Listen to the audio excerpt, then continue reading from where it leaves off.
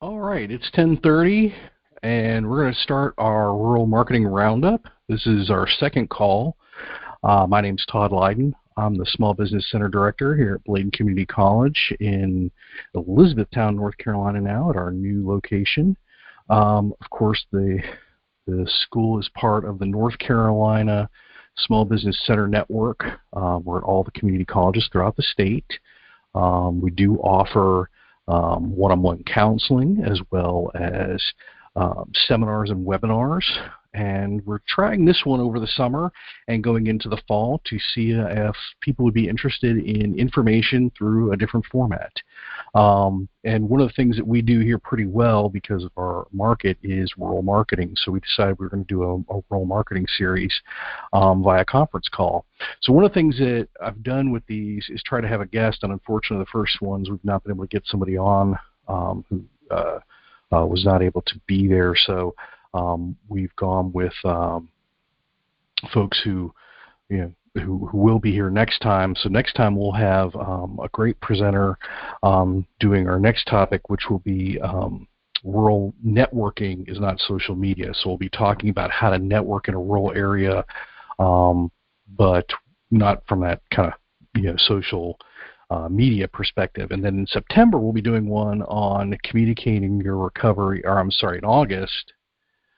That's August, and then September, I'm correct, we'll be doing communicating your recovery after disaster. We have Disaster Recovery Month, and so we'll be doing that one. So hopefully you can be with us for those. And sorry, my phone's ringing. Turn that off. And hopefully, you can join us for those.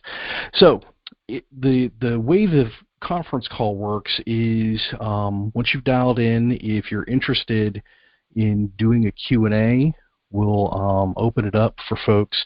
All you have to do is to try to ask a question is hit star or pound, and you can ask a question by, sorry, I'm trying to make sure I give you the right instructions here, is hit star, pound, and 6, and that'll put you into the queue to ask a question.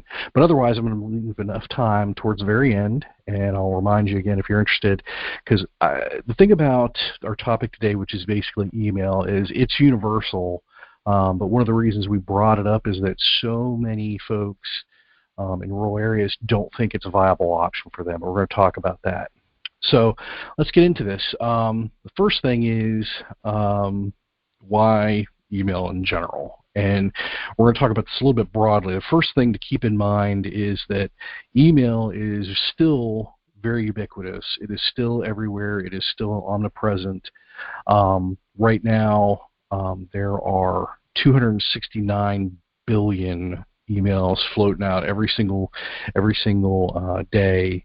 And what they're saying is that by 2021, it'll be in the just this huge number. It'll be 320 billion, and nearly half the world at that point will be using email. And one of the crazy stats I found about that was that there would be only 1.6 billion not using it because they don't have access to electricity. So it's kind of crazy that you got this this thing where folks don't have access because they don't have electricity. So when we're looking at email usage, it is huge, and it's not going to get any less.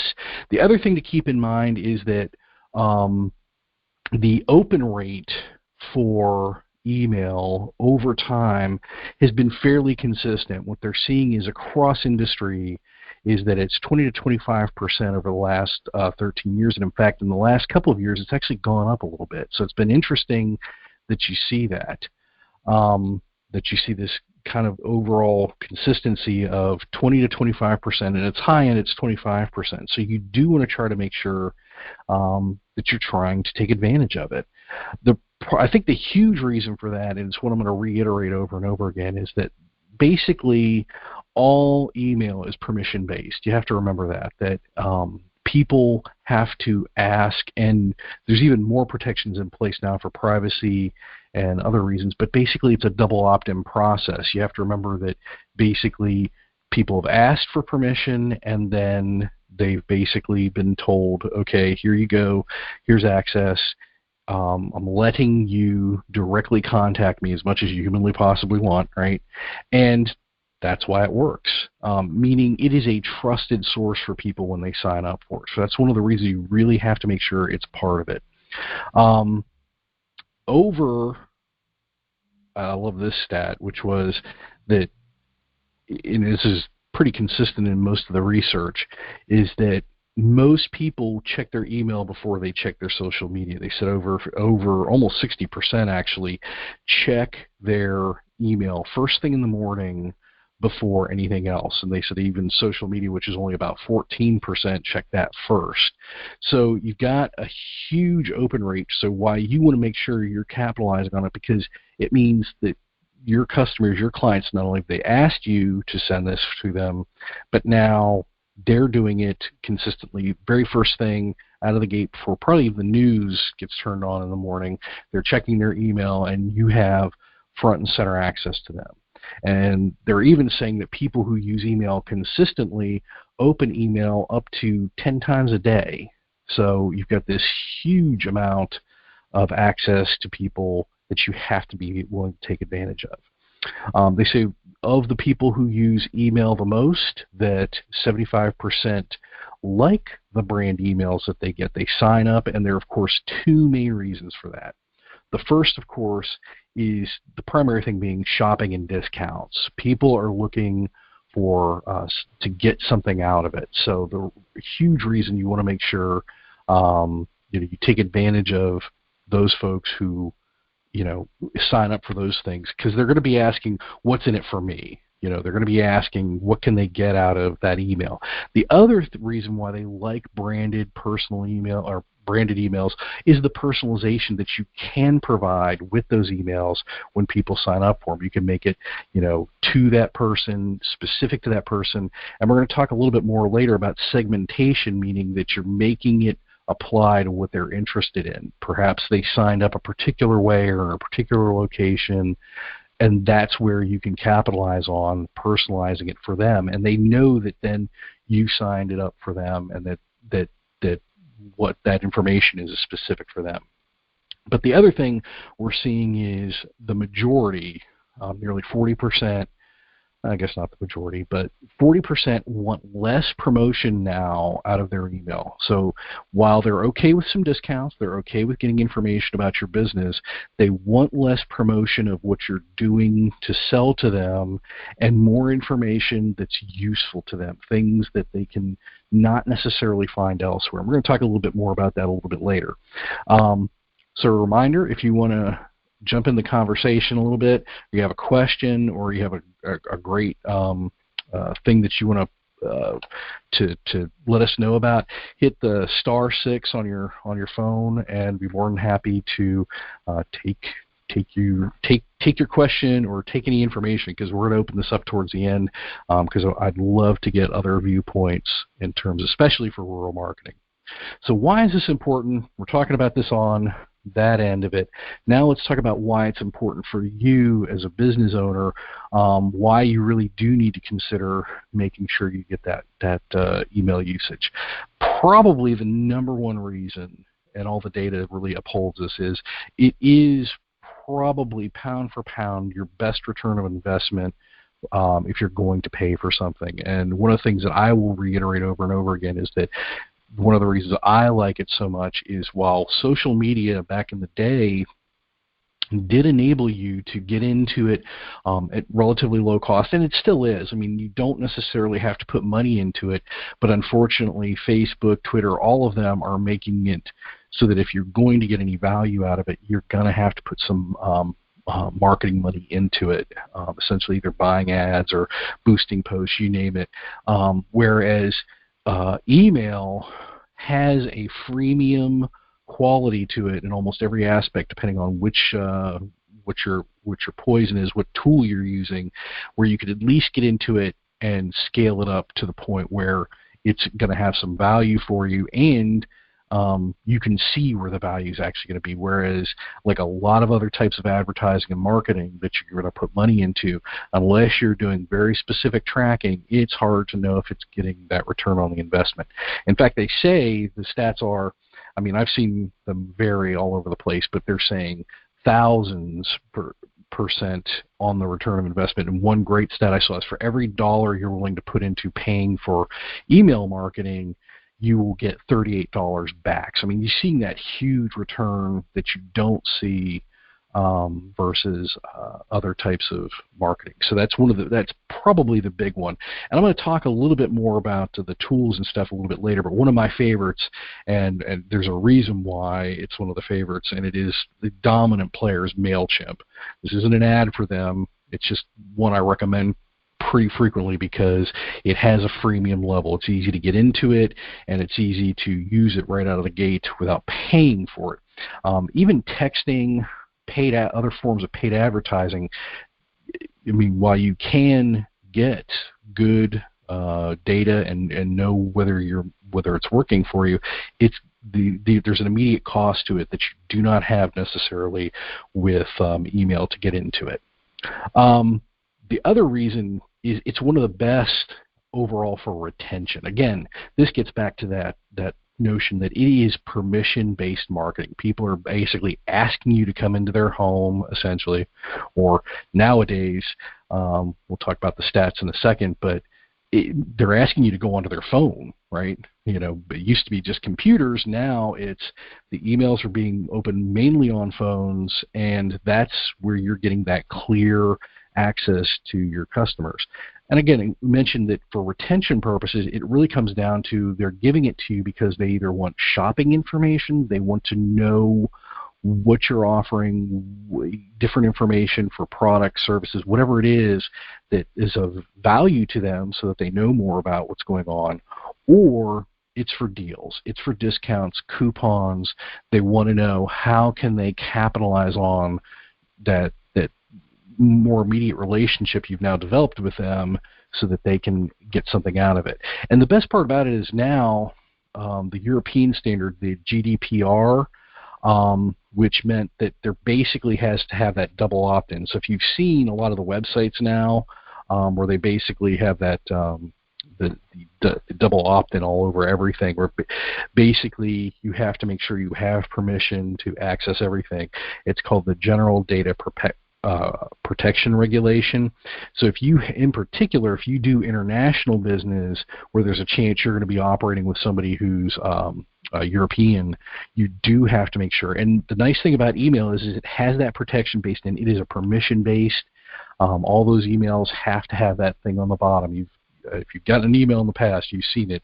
It says you can easily unsubscribe here, right? So you have to allow for that. And then, to me, I think one of the key components for why it should work for you, and one of the things that you can really capitalize on once you've got that relationship, is think about why people check their emails, right? There's a reason why it is one of the first things they do out of the gate in the morning, and it allows you to test ideas, to run them past, these are people who are either clients, customers, or potential clients or customers. And so it gives you that way to test ideas and gives you a crazy amount of brand reinforcement. As much as you're willing to do it, and some of the data says that as long as you don't abuse the relationship, there are some that are okay with a weekly email, a bi-weekly email, a monthly email, whatever it is, as long as it's a consistently done and done in a way that doesn't violate the parameters of the relationship. So they know what they've signed up for and they're okay with it. So that's what you see folks are very interested in. So if you think about that, and we're going to talk a little bit more about what else you can do for them in a minute, there's a lot of ground for you. It's really fertile. And I think the other thing that goes with that, I've already mentioned, is that you're seeing more and more folks doing it on their phone. It used to be, and we're seeing this with almost everything, websites, Google searches, everything is being done by a smartphone now, right? So it means that now you have more immediate access, but it also means that you need to make sure that what you're putting into that email is usable, viable information, usable, viable stuff on a phone, meaning it needs to be responsive, meaning it needs to be done in the right way, which is why these kind of things work.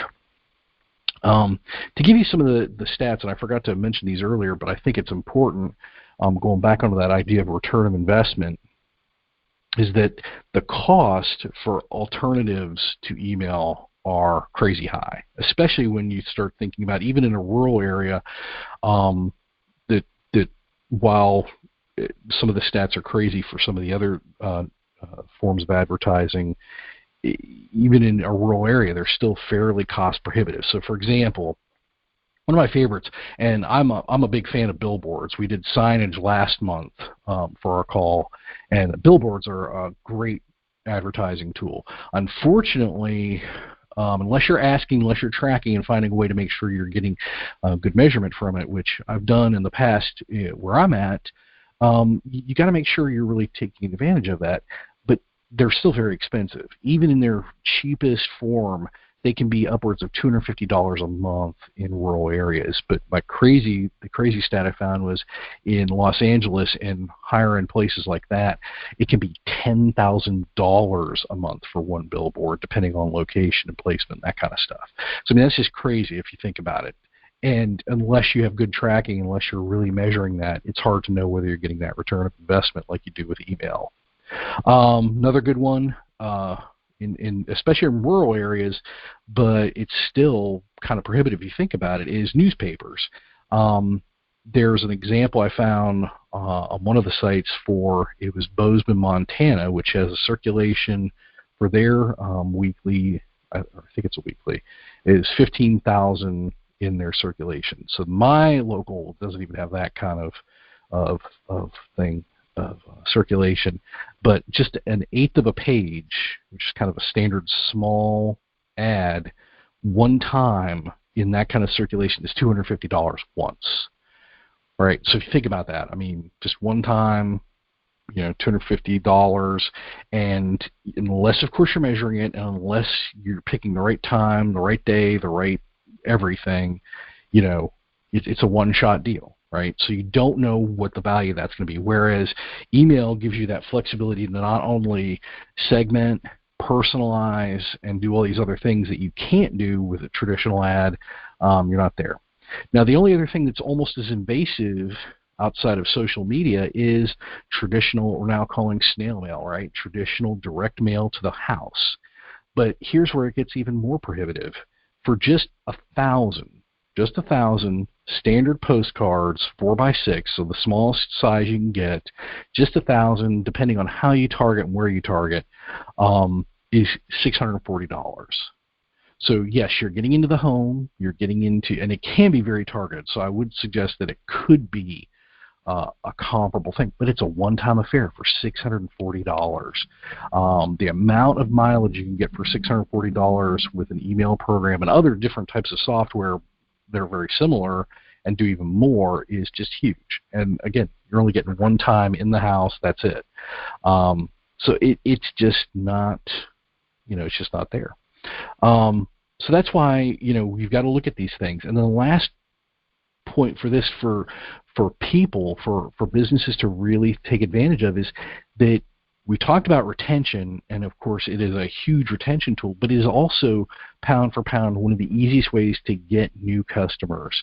So let's talk about some of those ways. And again, if you got questions or have I always love what I consider like best practices. So if you've done some emailing and have something to add to this, please let me know. Hit *6. I think that's the way I can pull you into the conversation. But otherwise, or ask a question, just let me know. I think my system will let me know. We're trying to pay attention to this. So how do you get folks?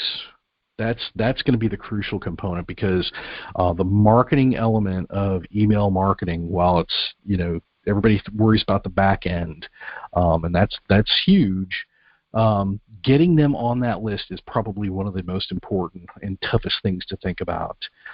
So you have to really go to that why and what do they want out of the email. So they're giving you permission to access them as much as you're capable of accessing them without breaking the relationship, right? So you have to think, what do your customers want and need?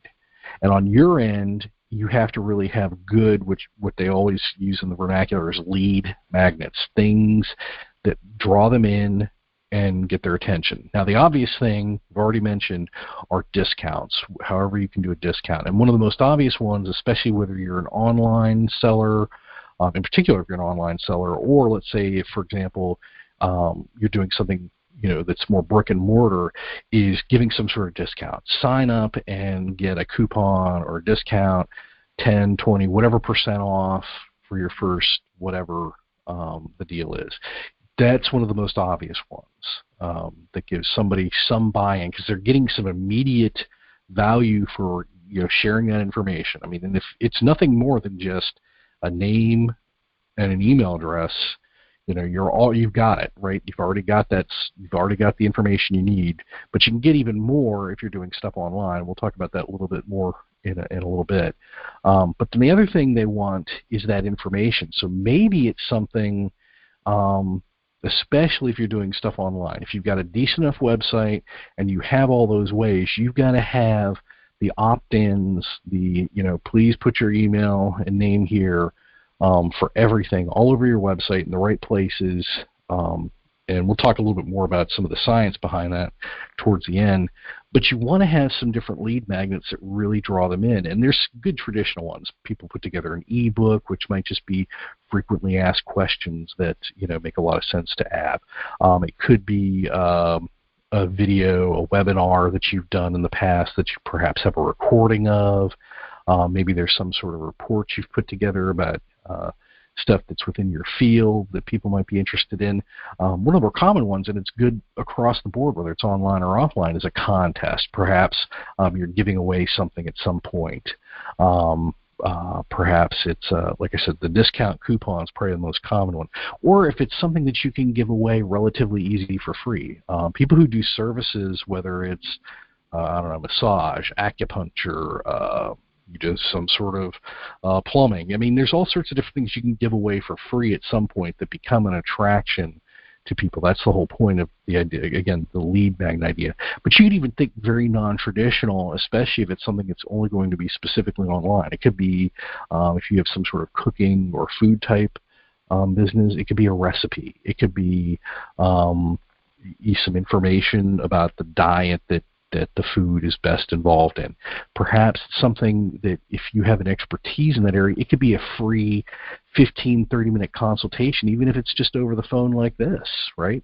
So there's a wide variety of different things, and there's some really great resources. By the way, after we're done, if you're interested, I've got two that I'm going to be putting together. I'll be putting together show notes, which when I mention different tools and resources, I'll be putting those together, and I'll have that after the fact.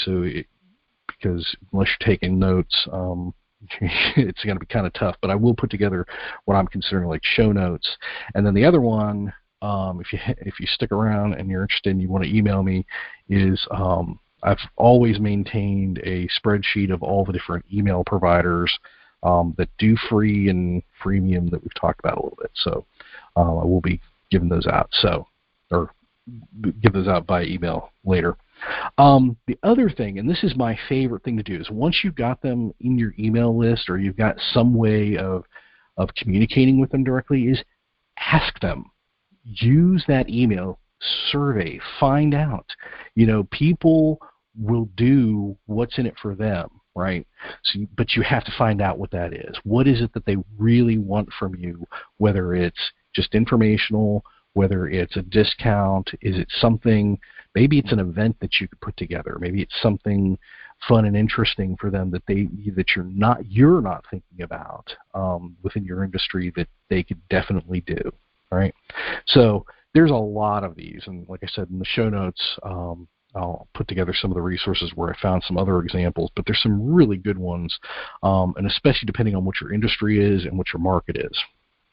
So the other thing to keep in mind for when you're collecting these and how you get them is that the timing is crucially important, especially if you are a brick and mortar type of place. Where they're at in that process and with you in that process can make a huge difference.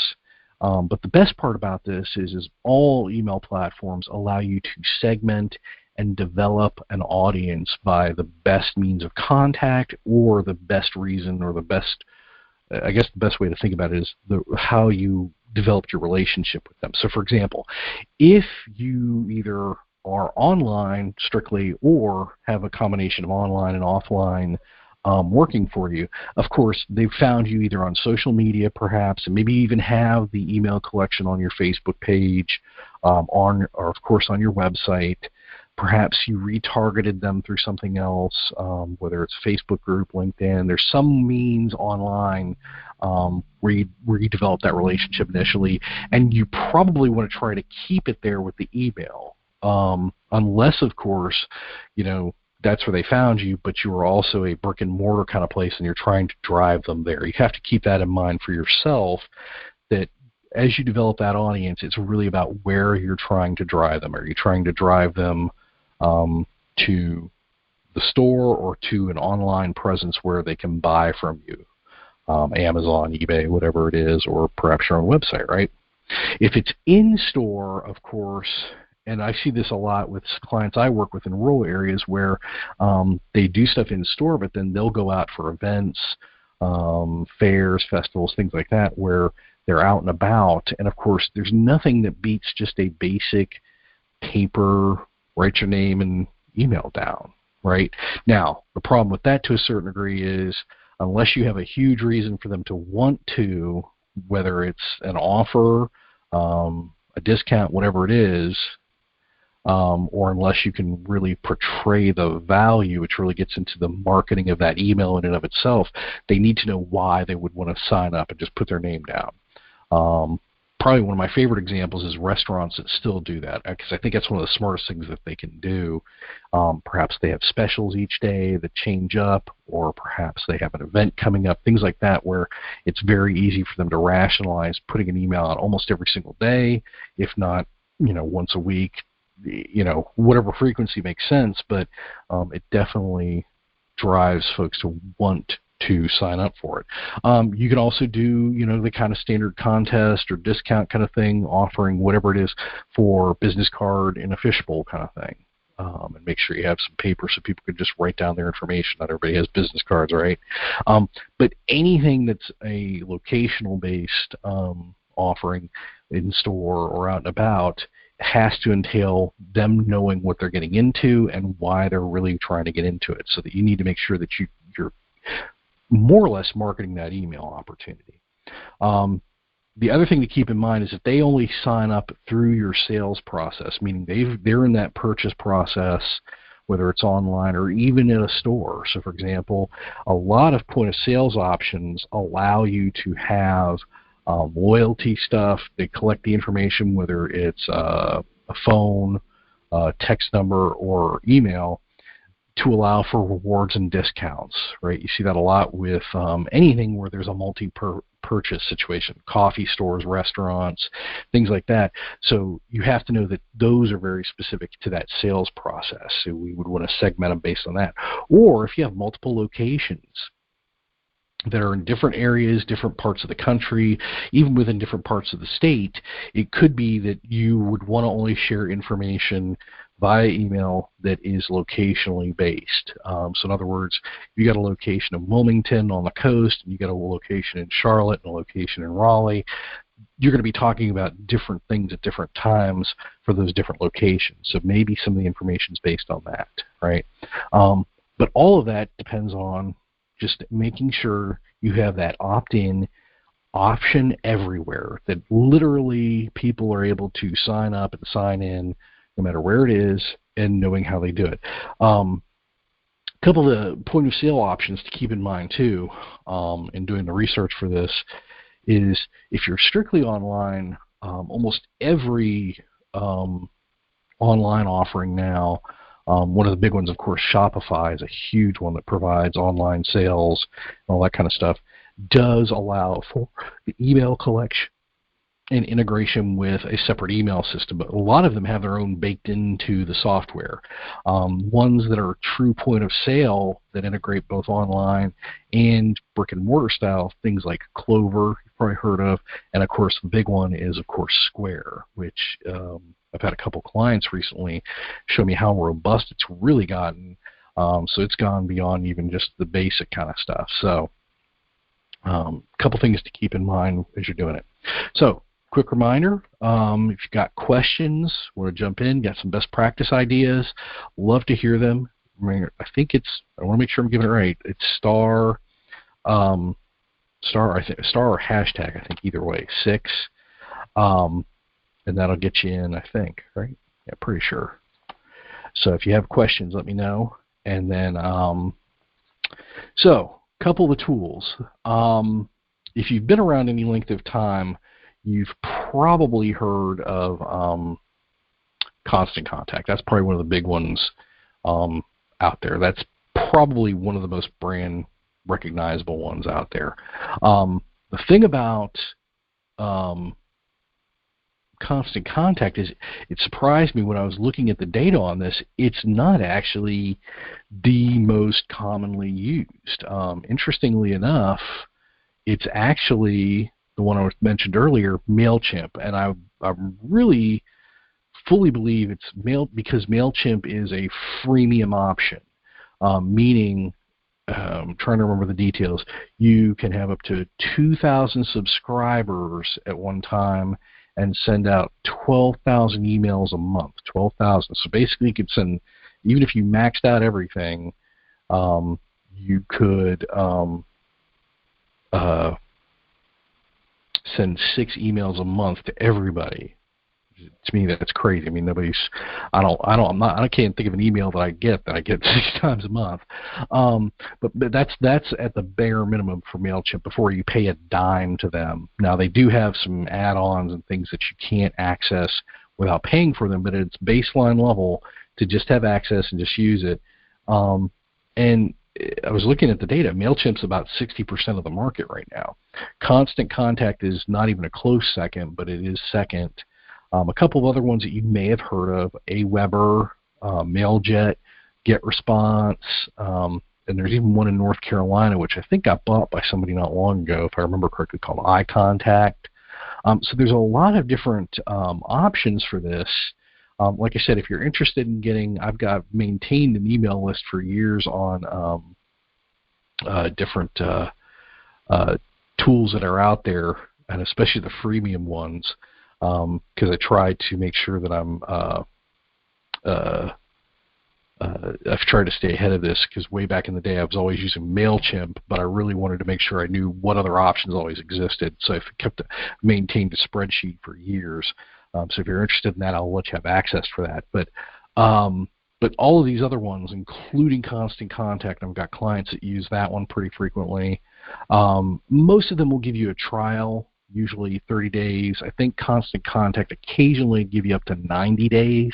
But the thing to keep in mind with that is you're not going to get a lot of testing in. You're not going to get a lot of mileage out of it, because number one, you have a lot of people signed up and you can get them into that system and then get it tried out, or you're working on, trying to get those numbers in there, and then what do? How do you test it? Well, unless you've got people already signed up, there's no testing. So that's why I suggest with MailChimp, use something free or freemium based right out of the gate to start getting people signed up, start collecting them. And I always tell folks, the other thing too is you can start collecting before you even decide on the tool. The tool's not as important as just getting them. Because the other thing to keep in mind is that all businesses, and I've done a whole other seminar on these, should have what we consider a CRM, customer relations management system. Most of these email tools can get that job done, unless you have a really high-end sales funnel system that you have to really track.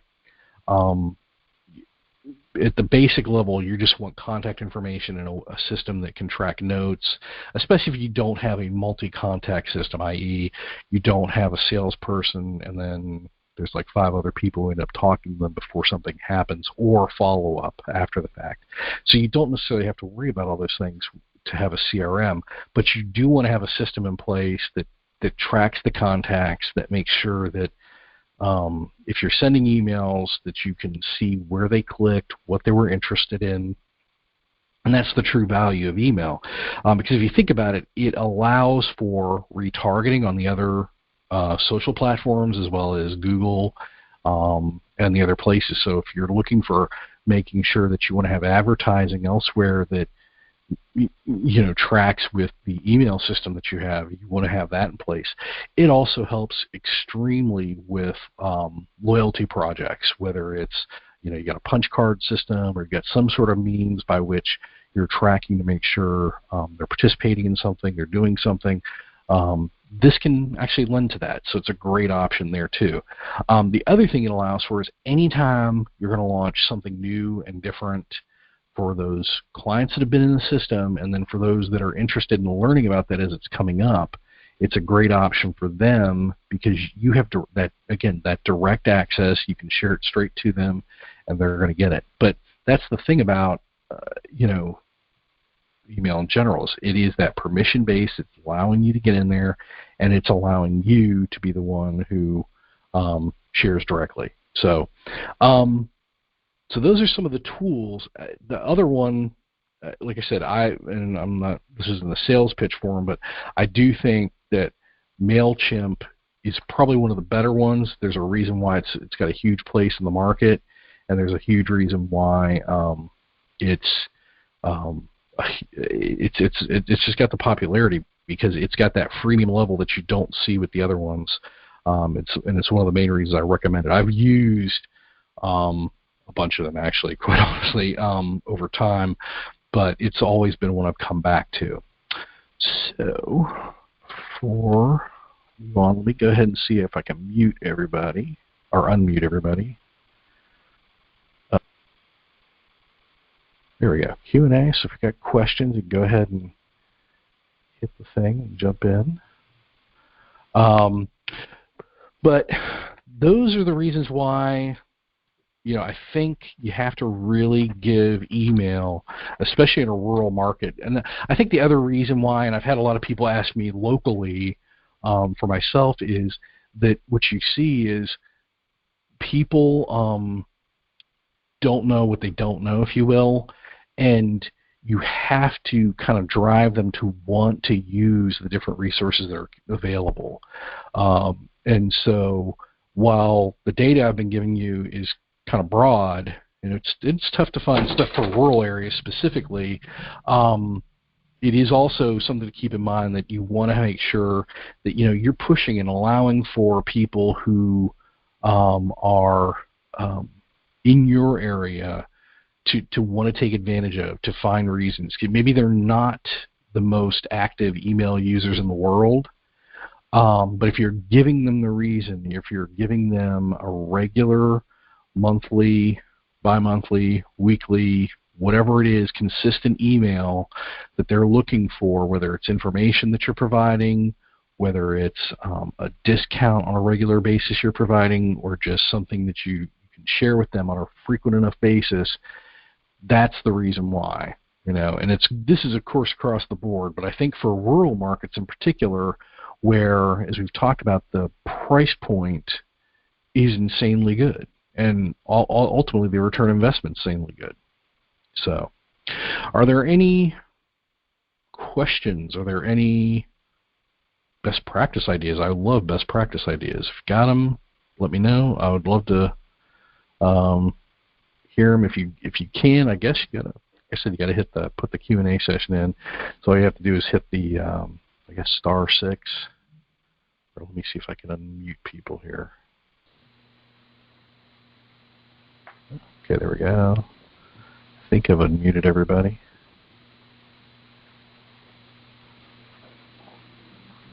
I assume everybody can hear me. Nobody has anything to say, but that's okay.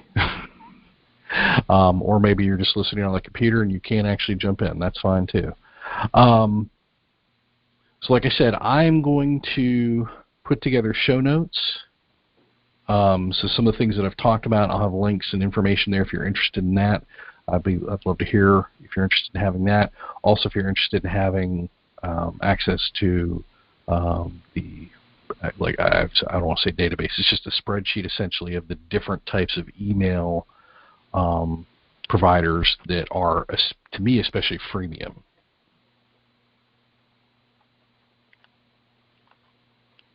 You have a question?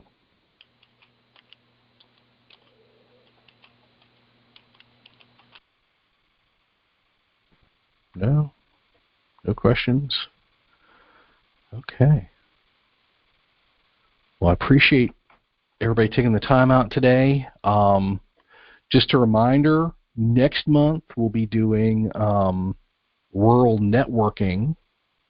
Same basic time on Friday the 9th, same time, 10:30, 11:30. And then in September on the 13th, we'll be doing communicating your recovery after disaster. It's disaster preparedness month, so we want to talk about those options as well. And then if you're interested, we're doing, which one is it? The online tools. We've got a webinar next week on the 18th, so a week from yesterday, at 1:30 on online tools and apps you can use, and that's actually a webinar through the Zoom platform. So if you signed up, you clearly know how to sign up through our North Carolina Small Business Center Network website. So if you're interested, we've got that coming up. And then we've got a lot of online stuff coming up in August and September as well. Thankfully, we're kind of taking July kind of quiet, kind of taking it easy a little bit. But we'll be glad to have you and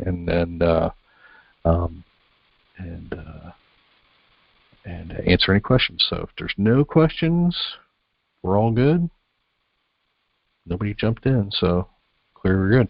But if you want to email me, the email is tlyden@bladencc.edu. Just let me know in the subject line that you're interested in either one of the handouts, and I'll be more than happy to get those to you. Otherwise, thank you for being here. We're, I guess, close it out a little bit early, but appreciate for you taking the time out to be on this conference call on rural marketing. Thanks.